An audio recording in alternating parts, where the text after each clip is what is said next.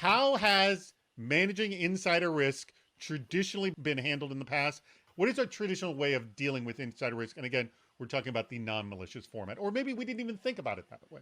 In the past, we have handled insider risk poorly as a security community. We've treated all of our employees as bad employees and bad users, and we want to stop doing all of that and think about it in a very different way. We can't put in these overly complex policies and blocking restrictions because one, they're not going to work in the first place, and two, our users are just going to kind of slide around them. So there's this tendency to try and protect everything the exact same way. One great solution is trying to protect that data you really care about and make sure it doesn't go to the places that are harder to protect. John Procap asks, so in your experiences, how much insider threat is accidental versus just wanting to do your job versus actually malicious? We see like less than 2% is really that malicious action. At the end of the day, our users are just trying to do their job, trying to get things done. Safe defaults are a really important thing. I mean, we've done that in industrial design and so on for forever. The big heavy machine press that you have to have both hands on the levers or the thing doesn't work. So having safe defaults in a whole bunch of your corporate tools means you don't have to spend the time on education. Craig Herter actually asked a very relevant question. What is getting in the way of eliminating insider risk? I mean, I think insider risk is something that we are going to always have to deal with.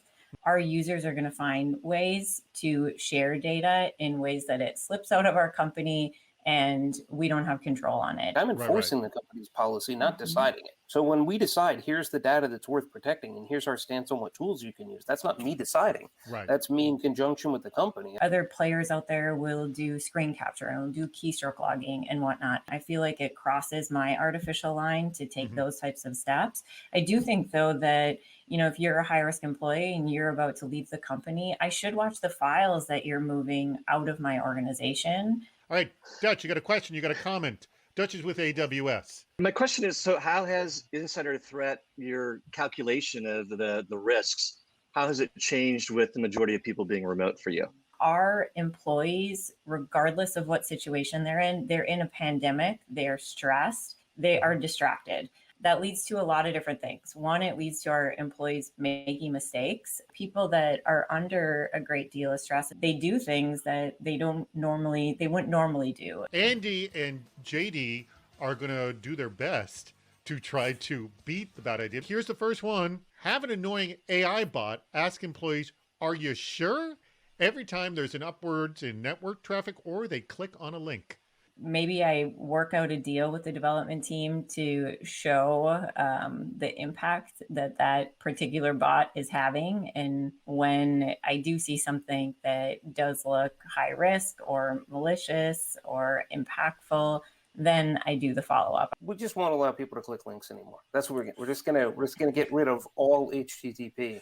And link clicking. Change the trust model to not trust anyone on the inside of your network. So you trust no one inside your network, but you treat everyone outside of the network as trusted. If all of your data is public anyway, then maybe it doesn't matter. You're going to go back to circa 1980 and just put firewalls around everything. Everybody will be miserable, but you will have true collaboration only internal to your company. Chase Pettit asked this question.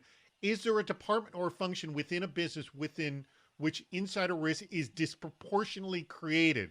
The reality is like data moves from department to department to department to department, and people have access. It's sort of like a misperception to think like I'm going to lock down marketing or finance and then I'm good.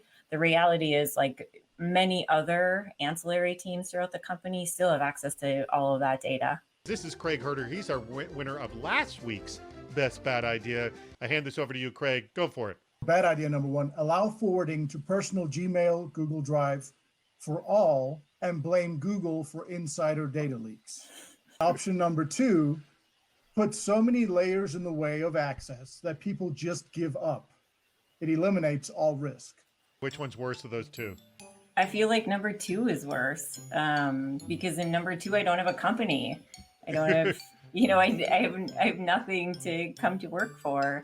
I'm going to unfortunately have to agree. And there's the old saying that the safest computer is one that's, turned off and buried in concrete. It also can't make you any money or do anything productive, but it can't be broken into. So I'm going to say that one's worse.